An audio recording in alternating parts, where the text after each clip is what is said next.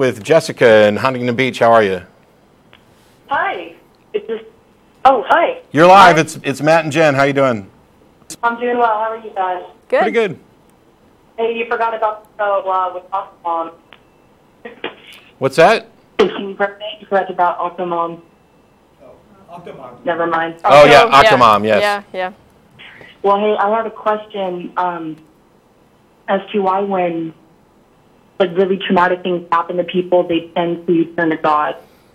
Like, for example, my friend, she got a really bad car accident, and now she believes in God.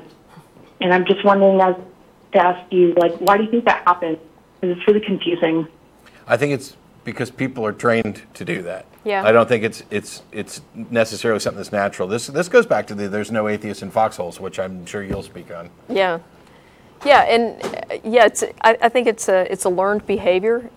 We're taught that it's socially acceptable to turn to God after you've had some kind of traumatic event happen to you. But the interesting thing is that if you look at across the whole world, the poorest cultures, the poorest people on the planet are also the most religious. And my view on this is that there's this cultural tendency to turn to a church. We've sort of been trained to do this because the view is that the church is this benevolent helper out there. And my view on that is that churches the world over are preying on these people who are in a very vulnerable position. And so they are actually feeding that cultural bias towards turning to religion in times of stress. A lot of religions actually spend time preying on the most needy people in their hour of need. And I've said somebody had said that that religion poisons you and then offers you the antidote. And I kind of changed this a little bit in the sense that religion pretends that you're poisoned in order to give you the pretend antidote, which seems a lot more effective because there wasn't anything wrong with you in the first place. Right. And so there's no denying that what some religions offer is appealing. We have an aversion to death, and this causes a lot of fear and concern.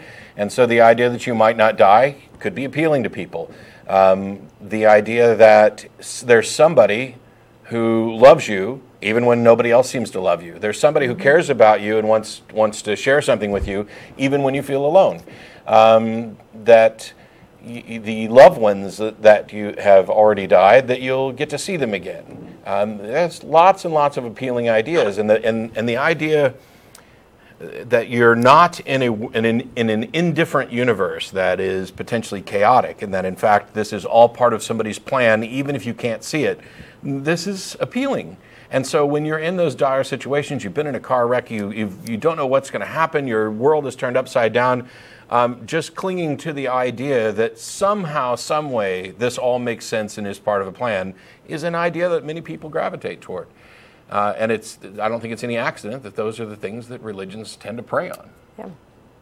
Okay. Well, thank you very much. Sure. Thanks for calling. Thanks. Okay. Have a good day. Bye. All right.